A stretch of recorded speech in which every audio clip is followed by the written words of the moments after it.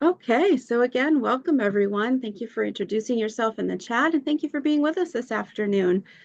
We are pleased to welcome you to today's Open Education Week webinar. It is the last one this week for us in our series, and we're pleased today to host Juliette from Stony Brook University, who will be sharing strategies for effective group work in diverse classroom settings. In addition to her role as a lecturer in the Department of Political Science at Stony Brook University, she's an accomplished senior executive, practicing New York attorney, and sustainability advisor. So welcome to Juliette. Thank you for having me. It's delightful. Thanks, Aaron. It's wonderful that we're a small group because I'll quickly go through my ideas about group work, and then I would love to hear from you, my colleagues from different campuses, and we can make it more of an exchange of an opinions. Um, I teach actually in 4 different colleges on our campus, and we have 12 colleges at Stony Brook. So I teach at the School of Journalism. I teach First Amendment and ethics for our graduate students in the School of Journalism, and I teach race, class, and media. Race, class, and gender in media for our undergraduate journalists. And I also teach in our School of Marine and Atmospheric Sciences on business and sustainability. Plus, every other semester, I've been privileged to teach in our honors college. So I'm like a kid in a candy shop. I get to see probably the most diverse student body on our huge campus. And I have many years ago, I've been doing this for many years, decided that in a very diverse environments, doing just exams or doing, essays or multiple choice exams is not really very equitable. So I have been a proponent of group work and project work in my classes for many years. So I've assembled a lot of resources, which I will be happy to share with Aaron. I have all kinds of assessment forms, and I will just share with you what I have been doing over the years, and I would love to hear back from you what you have been doing, or if you have any questions or suggestions for me, I would love to hear that. So I'm going to run my slides and definitely leave time for us to have questions and answers. So one of my mottos that I use on our diverse campuses that, difference do not make us different, difference make us interesting. And I'm, for one, I love collecting people's stories, whether it's my students, faculty, clients, associates, when I travel around the world. So on my campus, why do I particularly like group work? When I walk from my office to any of my classrooms, I can routinely hear 5 or 6 languages spoken around me. And in my classes, I have seen students from every continent for sure, and from very far away places like Kazakhstan, that sometimes I have to show my students where it is on the map.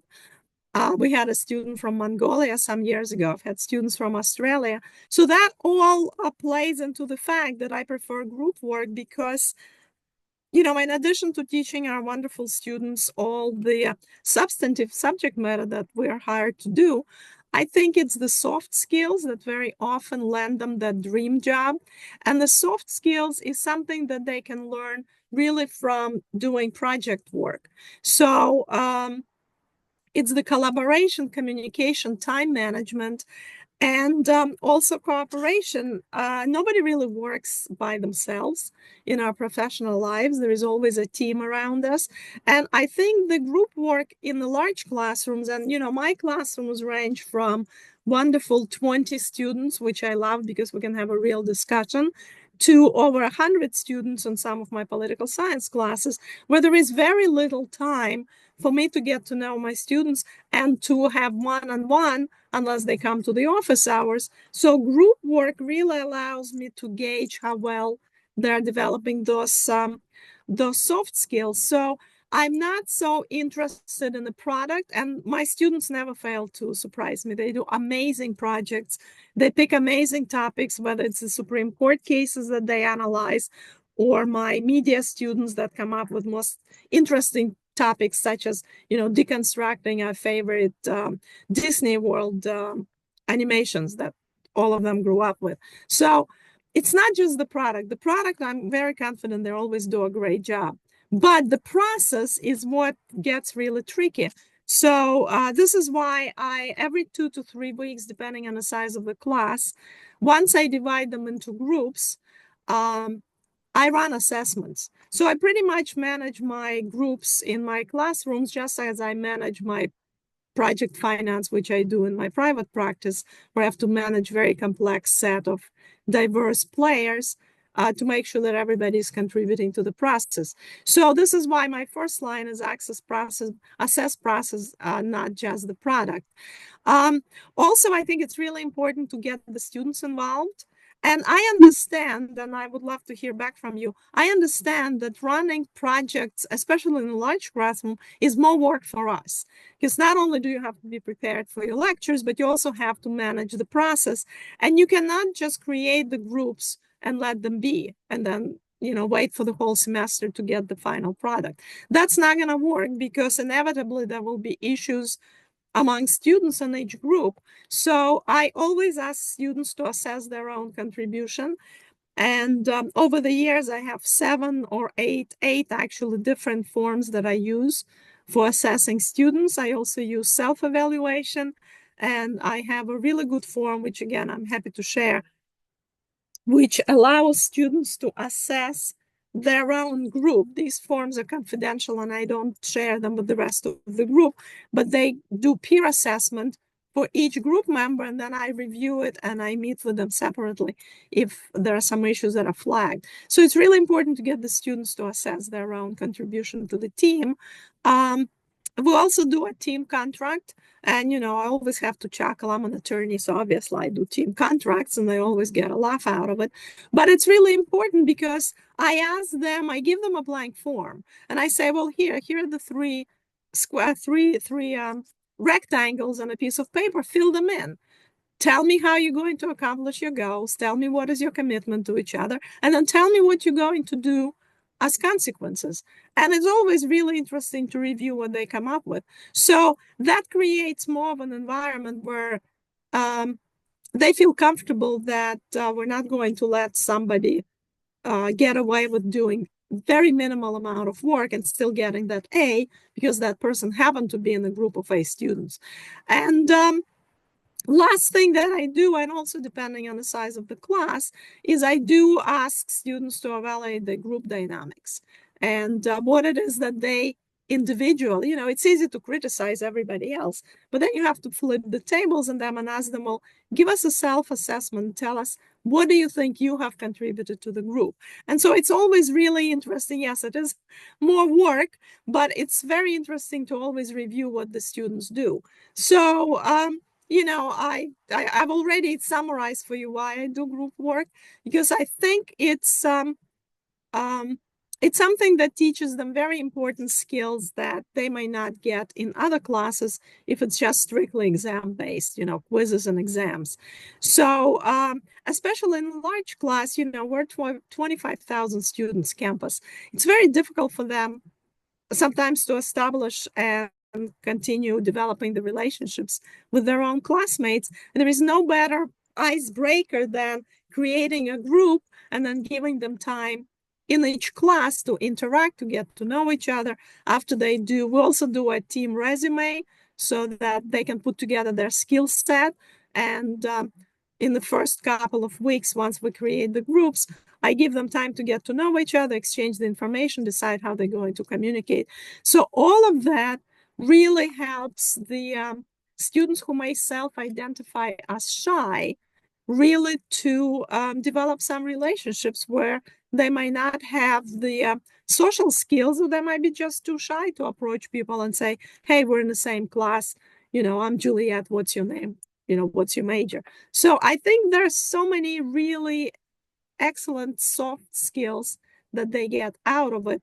So I don't mind doing the extra work because I think it's really beneficial.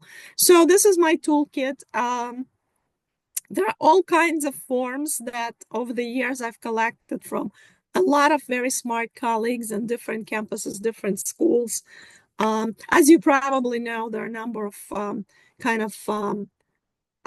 professors hubs at different universities that have amazing things, kind of similar to what Aaron does for us at SUNY wide, is that you have a resource center where you can exchange information and gather a lot of information. So I have student questionnaires, I have assessments, I have evaluations, rubrics.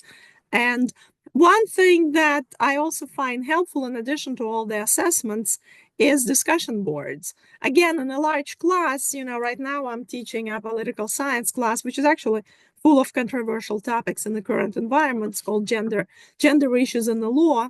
So we do get into heated discussion in the classroom, but also I think it's really important to give them another opportunity to engage with their teams. So in addition to creating the groups, I always have something easy on a discussion board.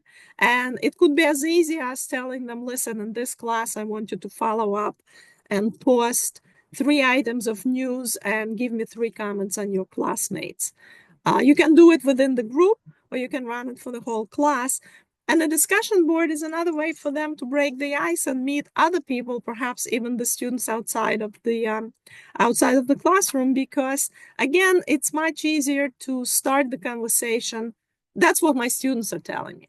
It's much easier to start the conversation online in the discussion board and then maybe say, hey, it seems like we have a lot in common.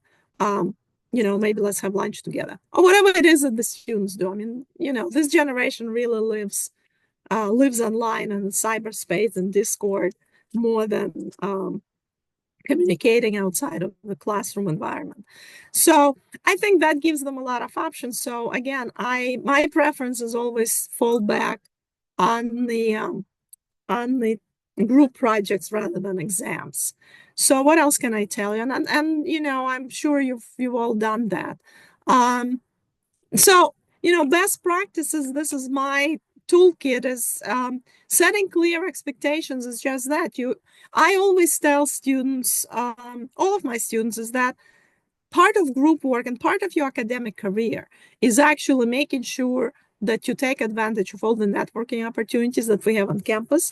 And at Stony Brook, I mean, we have conferences and events, and because we have 12 colleges, there is always something going on.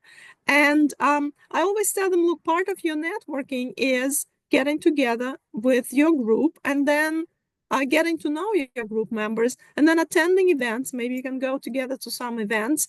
Anything that they do outside of the classroom is always an extra credit for me. So if you attend a lecture, draft me a memo. And yes, I teach them how to write memos, because in the business world, we write memos, we don't write college essays. So I say, look, you're attending a great lecture. Maybe you're going to invite the whole team to go with you. Give us a memo, tell us what it's about. So the expectations are part of the team contract. And they usually do really well because they set out their own criteria. And once I tell them that, look, it's going to be a lot of assessments. So be prepared to pay attention and be prepared to evaluate your team, and then be prepared to evaluate yourself. So once they know that there is an assessment coming every 2 to 3 weeks, and I usually, I'm a little bit of old-fashioned. I usually do the assessments on paper in class, 10, 15 minutes, and they can do an assessment in the middle of the class, and then I collect them. Obviously, if they're absent, they can always do it online. But I find every assessment is another opportunity for them to talk to each other and to get to know each other a little bit better. And then once we collect the assessments, I usually have TAs in my large classes. Then we give them the comments back. And also during the semester, I always encourage each group to meet at least once with their TAs and with me. So sometimes it works, sometimes it doesn't. Students get really, really busy.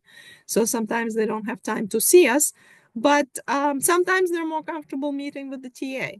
It really varies. But I think once you set this, kind of the expectation on what's coming, then they're prepared to proceed. And honestly, over the years, I have not really had too many situations where the groups would tell me that one of their group members is not contributing. Now, obviously, there are always emergencies, and I don't have to tell you everything on my slides because I'm sure you know that. This is more for my students to share how to be a good team member. But I do want to say one thing is that, it's really important that we encourage them to meet with us, and we encourage them to give us the very fair and frank assessment. This is the reason why one of my assessment, the peer-to-peer evaluation, I don't share with the rest of the group. They're confidential to me and my TAs, and that really gives us really good opportunity to fine-tune and troubleshoot whatever may be wrong, because students are very fair. They will say this team member is not contributing, and it's not fair that this team member should get an A. I've rarely had those situations. If I do encounter something like that, my way of handling it, if I cannot get that student to engage with the group, is to give them an individual assignment.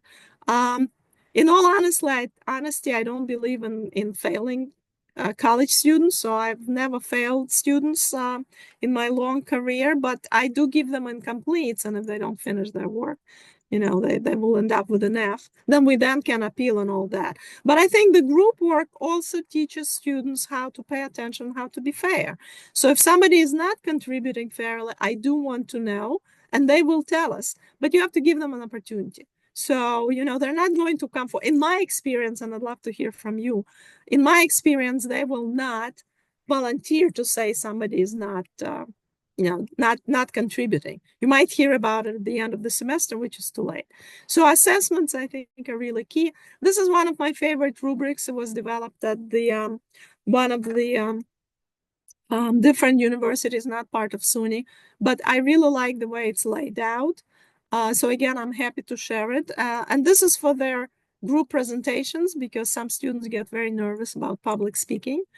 So that's important to give it to them in advance and tell them that this is how I'm going to evaluate your group project, so that you know what to prepare for. And again, I'm just gonna, Erin is going to share the slides with you. So I'm gonna stop so we have a few minutes to talk. So alternative assignments, I think, are very important, so that if somebody has a family emergency or happen to be absent from school. I have a lot of international students, and sometimes their exams in their home countries completely conflict with our exam times. So in the past, I've had situations where students would tell me I'm from China or I'm from Australia, and in my university, we do exams exactly when my final project is going to be. So I would give them an alternative assignment. But other than that, I think group work is really valuable. And over the years, actually, I was just recently speaking with one of my law students who was in one of my class. It was really great to hear. He said, it's so nice that we had group work in your class, because even though we're all ended up in different law schools, we're still keeping in touch. So that's the kind of reward that I think group work later on, years later, they can tell you, I learned some really good communication skills, and thanks for doing the group work, or that we're still keeping in touch. I had students who became young executives who said, I'm using your assessments in my office. So anyway, that's all for me. I would love to hear back from you. We're a small group, so tell me, do you agree that group work is really valuable, and what you might have been doing in your own teaching in your own teaching styles. So thanks so much. And Erin, thanks again for giving me an opportunity. I love talking about group work. Of course. Thank you for opening the conversation for us. So I posted in the chat, but I invite anyone to share what has been your experience, whether it has been positive or not so great. That's always good to hear too, and we can see what strategies we might have to share with each other. So I see we have University of Buffalo. You have great law I think school. Anne was there. Yeah. Well, Hi, hi there. I'm in higher ed now, but I used to work for a company that did a lot of seminars. And yes, we did a lot, these heavy, big group projects. And in that case, I mean, sometimes people's bosses were in the room, right? Things like that. And you know what I did was I grouped them based on personality. So I would put like all the real alpha people, I just put them all in the same group so they could fight it out together and not overpower more quiet people. So then if it's all quiet people in a group, they get along really nicely and they're happy to be heard, you know. So I just thought that was kind of funny that that's what I ended up doing. Yeah. No, I would love to have a luxury to kind of be able to group students by personality or by interest. But in the class where I have 100 plus in the lecture hall, that's impossible. And, I used to ask them if you have a few friends that you want to be in a group, we'll let you do it. I stopped doing that. And, the reason is, again, I want them to meet more people. I want them Right. to make connections. And so, up front, we tell them now with my TAs that it's going to be completely random. And we're on Brightspace now. I'm an old devotee of Blackboard, but never mind that. So we're now on Brightspace. So I just tell them, look, there is a random button that I press on Brightspace and you're all going to be in the Oh, group I of see. 5, period. So, unless there is, as an attorney on campus, sometimes I get confidential discussions with students about various other things. And I say, listen, if there is a real personality conflict, come and see me in my office and I will move you. But if it's just I want to be with my friends, not going to work. It's random. So, Okay. and it's been working really well. In the professional setting, I agree with you. It's nice to, group the teams on the basis of some other attributes. But very often I don't have that privilege because most of my classes are 100 plus. So Okay. I decided random is the way to go. So let's see. I think Yeah, other comments and thoughts to share. yeah, I'd love to hear from you if you've done group projects or if you might be tempted to do one, tell me what your thinking is. So hi, I'm RJ Malteri. I'm with the University at Buffalo. And so I'm an urban planner. And for almost 22 years before taking on a role in the provost office, I was in the School of Architecture and Planning here. And with architecture, we were very deliberate with how we set. So let me back up a step. Architecture, and to a lesser extent, urban planning is studio based. So it's very intensive studio instruction where it's 14 students per instructor. So as early as their freshman fall, we would look at their academic background from high school. We would look at their race. We would look at gender.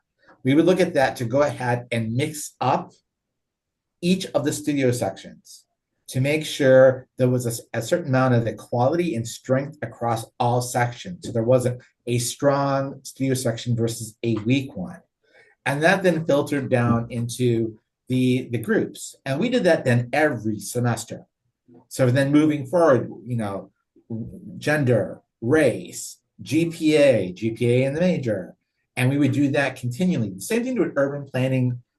We would do the same thing. We would organize the students based upon gender, race, GPA in the program, overall GPA, again, to try to go ahead and make sure there isn't a strong section and that there isn't a weak section.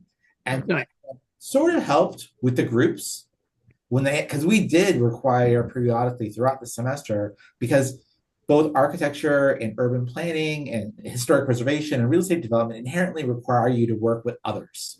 You're not working by yourself, you're working in groups, you're working in teams, you're playing in that bigger sandbox. So there would be peer evaluations a few times throughout the semester. And that was for us to know how they all felt their peers were doing. And typically, it was very honest, it was very clear. We could definitely see who, universally was being identified by the group. Even if we were breaking them in before, who was being identified consistently in that group as not contributing the same amount of work the other students were. I am not taught a studio in a very long time. I've just kind of been back in the lecture class type of scenario, or this semester I'm teaching 2 online history of architecture sections. So that's a lot different type of realm. I do like peer evaluations when they are doing group work. I think group work is important because quote unquote the real world, whatever that is today, you still aren't, in most professions, you're going to be dealing with other people. Right. That's kind of like, that's my background. So that's how Yeah. I've always, Yeah. that's how I've come into, group work from that Yeah. perspective. No, I appreciate that, and I agree with you. And by the way, I'm sure you all know it, but I'm just going to mention it that I do teach online, and I've been teaching online since 2003, when Blackboard was just a little chat box. But one of the things we can do now on Zoom, which is our platform for Stony Brook, is still doing group work and online classes by using the breakout rooms. So I think that's a really useful tool, and that's what I do. If I am in the virtual space, I do exactly the same thing. I create groups, then I give them breakout rooms every class, and they do their assessments. So I think the group work is very adaptable for online environment. You just need to learn a bit of the technical aspects of it, and all the assessments and everything. I'll tell you honestly, without doing the assessments, the group work will not work. I mean, it's just you will end up, and that's over many, many years. I'm like you, I've been doing this for over 20 years. You will always end up with somebody not doing the amount of work, and a C student will get an A because of the A students. And especially when we don't have the luxury like you had in your studio work, where you can create really diverse groups. So even though assessment is probably even more work than just doing quizzes and exams in your class, because you really have to spend time reviewing your assessments, that what to me makes a big difference between a successful group work in the college setting versus just doing group work because for whatever reason. I mean, I have my very set reasons why I want to do it, and so I always budget my time to include that extra effort for the assessments. But as you said, in the professional, I think it was Anne who was telling us that in the professional settings, there are always assessments, right? I mean, you're going to have your performance review. I mean, you're going to have your management telling you if you're doing a great job or not. And the assessments really becomes part of that soft skill package that I think then, and also put in the chat that you always remember your group work, your group assignments. I think so too, because when I am really to put in the work to research, and by the way, at Stony Brook, we also offer a public speaking credit. It's a 0 credit, but that's part of their graduation requirements. We have public speaking and writing. So in my classes, students always get also this extra perk of getting public speaking because they're in front of the class 3 or 4 times during the semester, which also teaches them a lot of skills, because I can see from presentation number 1 to the final project, they become much more confident. They learn how to speak, they learn how to introduce themselves, they learn how to refer to the group members instead of saying he, she. I always say, don't say he, she publicly. Say, Juliette or Anne, so that we know that you at least know who your team members are. So I think it really becomes part of their soft skill set that they really need in any professional setting. So it's 3:00. I know everybody's really, really busy. Any other comments? I would really appreciate it. And if anybody wants to exchange some assessment forms and things like that, I'll be happy to email a whole bunch to Aaron.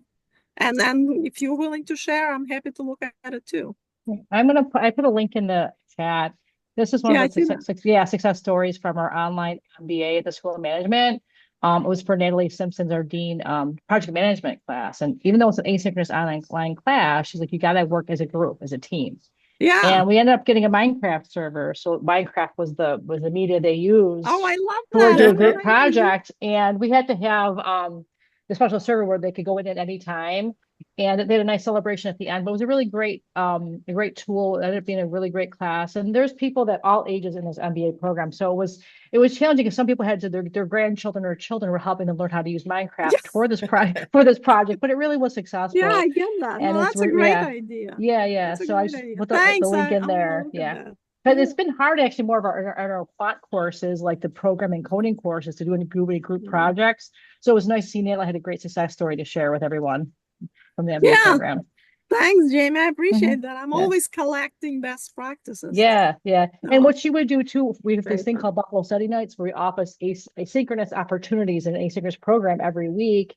And during that meeting time, she would make sure she had breakout rooms for students to plan to get together during that Zoom meeting where they could work on their Minecraft project and then kind of they could go to the main room and drag Natalie in or the TA in if they needed help with their project, which really worked out well too for the students. yeah, no, I agree. Yeah. I'm gonna throw in Oh, I love my that.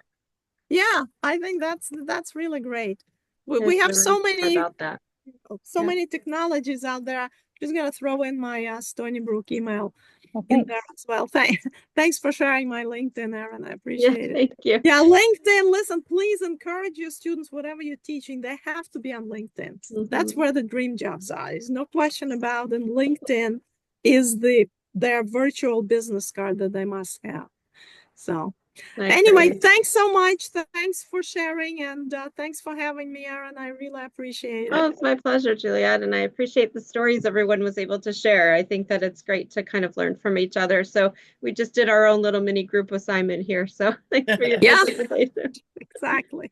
I posted in the chat a link to our Open Ed Week website so that you can see all the presentations we've hosted and you can access the slides as well as Juliette's slides and our recording link. So if there's anything you wanted to go and review or pass along to colleagues, we would appreciate that very much. So thank you, everyone. Have a great afternoon.